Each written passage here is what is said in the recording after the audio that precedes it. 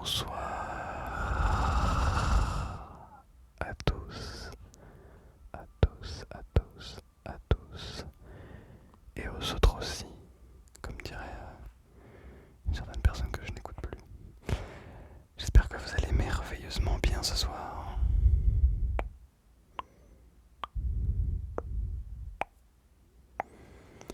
Je vous propose ce soir une ribambelle de triggers avec du chuchotement très très proche des micros en mode close-up. Et je vais essayer de vraiment faire uniquement du close-up ce soir. Bon, on va en parler. Vous allez comprendre pourquoi je vous dis ça. On boit de l'eau ensemble.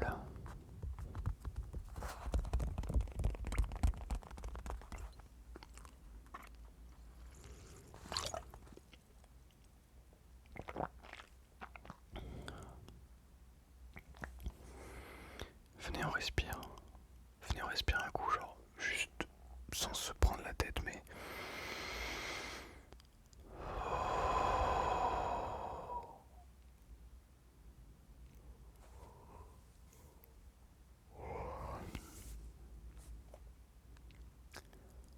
Genre, je sais que parfois, il m'arrive de bien dormir. Je le dis dans ce sens-là parce que je dors globalement très mal. Pas assez. Et il y a plusieurs raisons à ça. Mais la raison principale, c'est que je fais pas attention. Ouais, je suis très honnête avec vous. En plus, ça se voit. J'ai les yeux tout rouges. J'ai le visage tout rouge. D'eczéma. De réaction, c'est pas vraiment des réactions allergiques, mais c'est une réaction à un manque de sommeil. La vérité, c'est que on aime bien, en tant que créateur, créatrice ASMR, vous dire oui, il faut faire ça, oui, il faut faire ci, pour bien dormir. Mais nous-mêmes, on ne respecte pas forcément ce qu'on vous propose. Alors, on va en parler. Pourquoi je vous ai dit tout à l'heure qu'on va essayer de faire du vrai close-up? Parce que... Hop là. Excusez-moi. Parce que la dernière vidéo close-up s'est déroulée de la manière suivante. C'est-à-dire que j'ai commencé en faisant un petit peu de chuchotement comme ça. Puis très vite, j'ai enlevé la main. Bon, certains vont me dire c'est pas très grave, mais il paraîtrait que la définition du close-up, c'est justement de parler très proche des micros et d'y mettre la main comme ceci. Est-ce que c'est vrai? Je ne sais pas. Peut-être. Peut-être pas. Toujours étant que c'est ce que nous allons faire aujourd'hui. Alors pourquoi je vous parle du sommeil? Depuis plusieurs semaines maintenant. C'est très difficile de bien dormir. Je sais pas comment c'est de ton côté. Est-ce que tu arrives à bien dormir? Est-ce que quand tu te réveilles le matin, tu te sens revigoré? Est-ce que tu te sens vraiment mieux, fondamentalement bien? C'est ça la vraie question.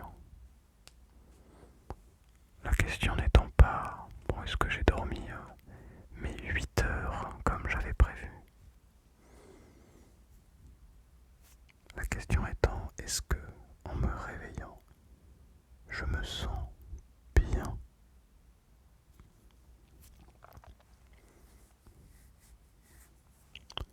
Si la réponse est non, c'est qu'il y a un problème quelque part. Parce que le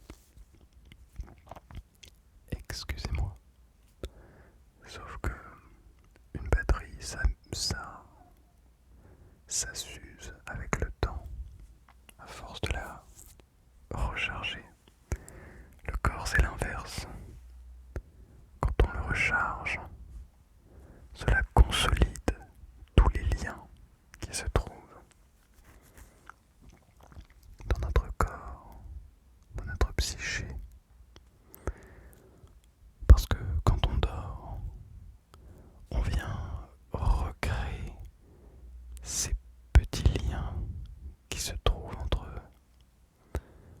les différents problèmes. On vient refermer les plaies, on vient réparer. Et si on est fatigué, on vient récupérer. Mais ce n'est pas uniquement de la théorie. C'est très très très concret. Et quand on dort mal, on voit la différence.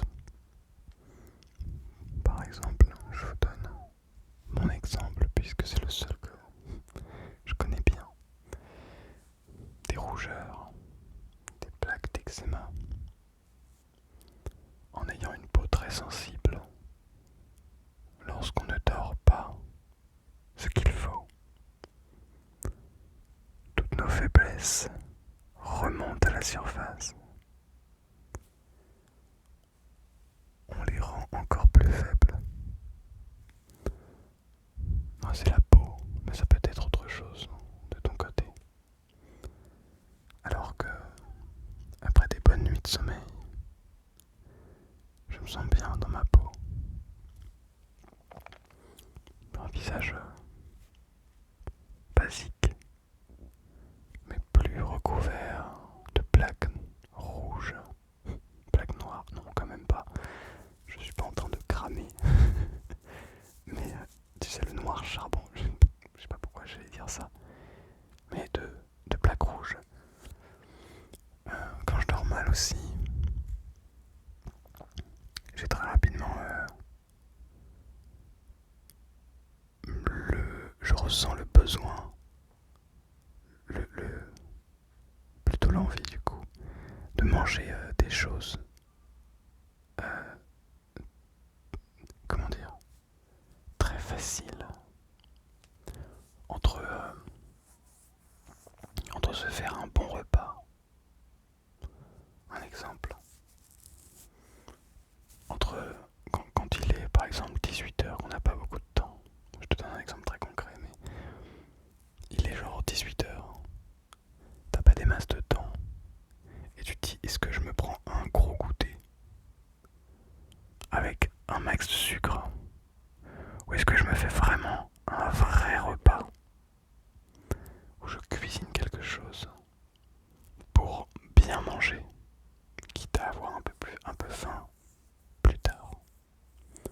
Bah, quand on dort pas assez, qu'on dort pas bien, on va beaucoup plus avoir tendance à aller vers le facile, le sucre. Et ça marche dans tout, ça marche pour tout. Et c'est la même chose à chaque fois.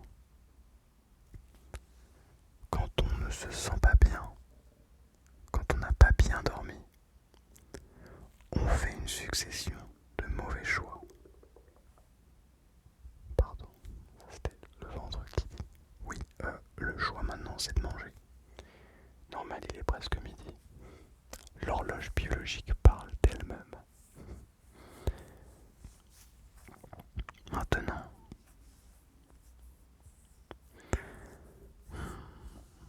qu'est-ce que ça affecte d'autre le sommeil? Ça affecte notre humeur, notre bien-être au quotidien. Après une bonne nuit de sommeil, j'ai envie de faire plein de choses. J'ai envie de travailler énormément. J'ai envie d'aller faire du sport. J'ai envie de voir des amis. J'ai envie de plein de choses. Mais après une mauvaise nuit de sommeil, j'ai juste envie de dormir. Et bon, ce sont des choses qui arrivent. Après tout, faire une mauvaise nuit de sommeil, c'est pas très grave. Le plus grave, c'est d'enchaîner les mauvaises nuits sans faire de bonnes nuits avant, voire entre deux. Parce que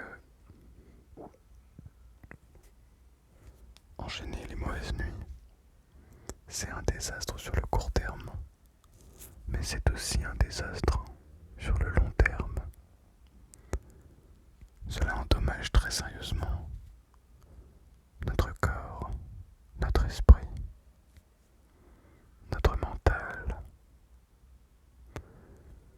tout ce qui fait qui nous sommes. Alors, comment bien dormir? C'est quelque chose qui paraît très simple. On se dit oui, bon, pour bien dormir, il faut être dans des bonnes conditions, bonne température, ni trop chaude ni trop froide, être dans un environnement calme, ne pas trop réfléchir. Bon, il y a beaucoup de choses qui font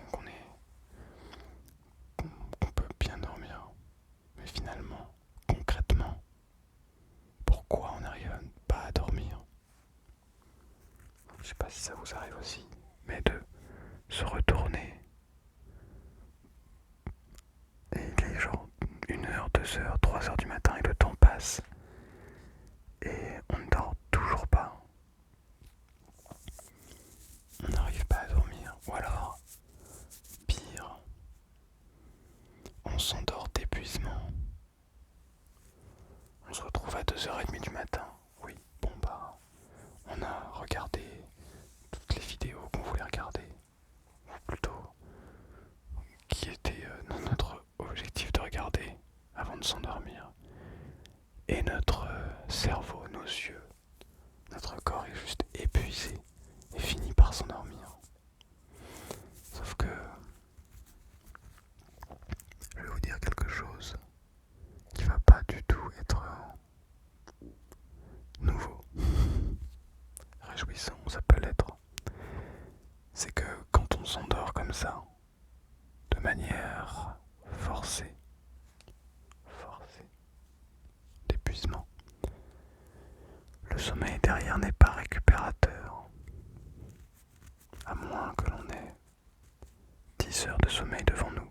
Mais généralement, notre cerveau s'endort d'épuisement parce que c'est juste un mécanisme de défense. Mais dans le fond, il ne s'est pas vraiment détendu et il n'a pas vraiment mis en place ce qu'il fallait pour récupérer et se renforcer pendant la nuit. Alors on subit le sommeil, on subit toutes ces incapacités à s'endormir, ces insomnies parfois. Et on ne sait pas trop comment reprendre le contrôle. Les choses sont tellement simples et à la fois tellement complexes. Elles demandent une telle maîtrise, une telle confiance que ça la rend si difficile à manier.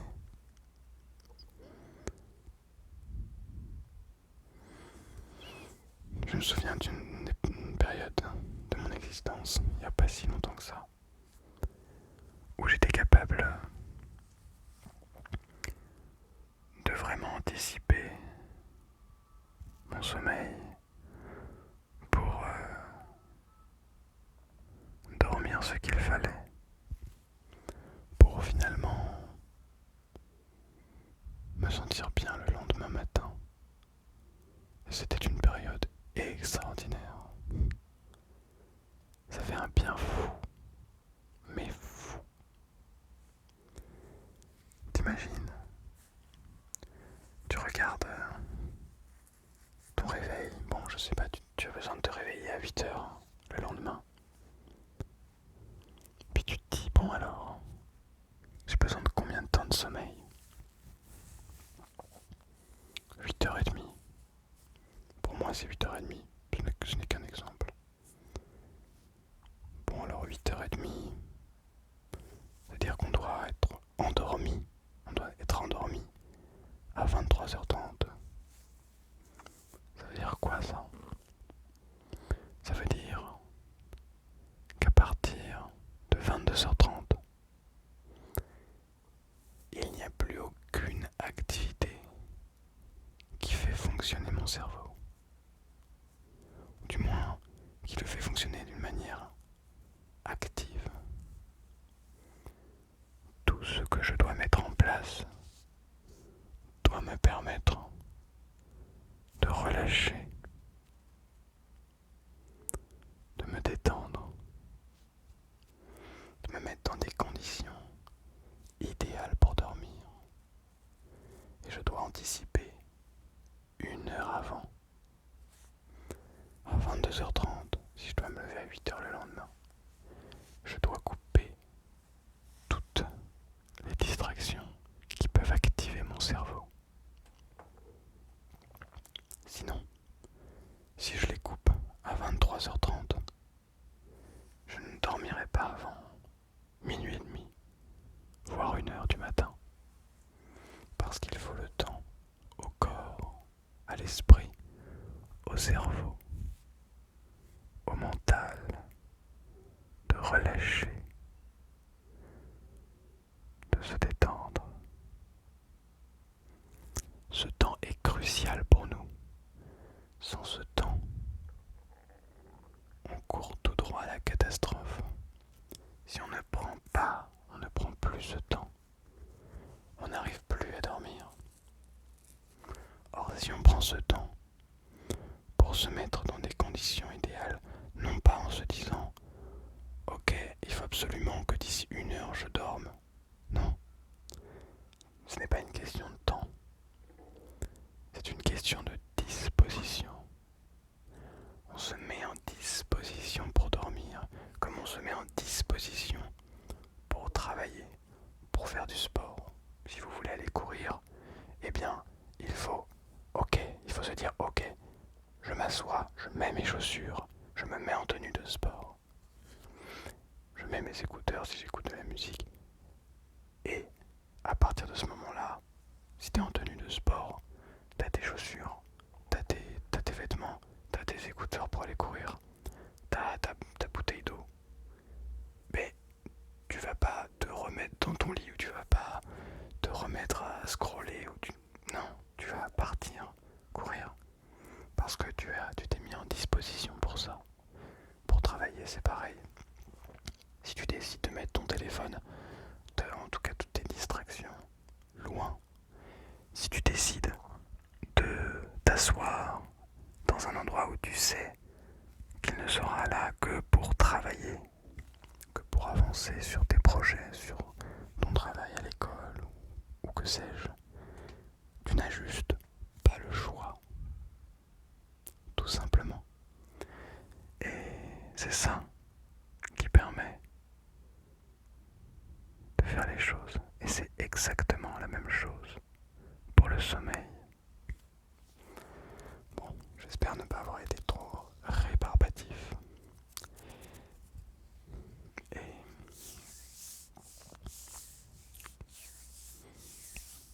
bon, en tout cas, si tu as des questions, n'hésite surtout pas à me les poser dans l'espace des commentaires. J'espère avoir été suffisamment close-up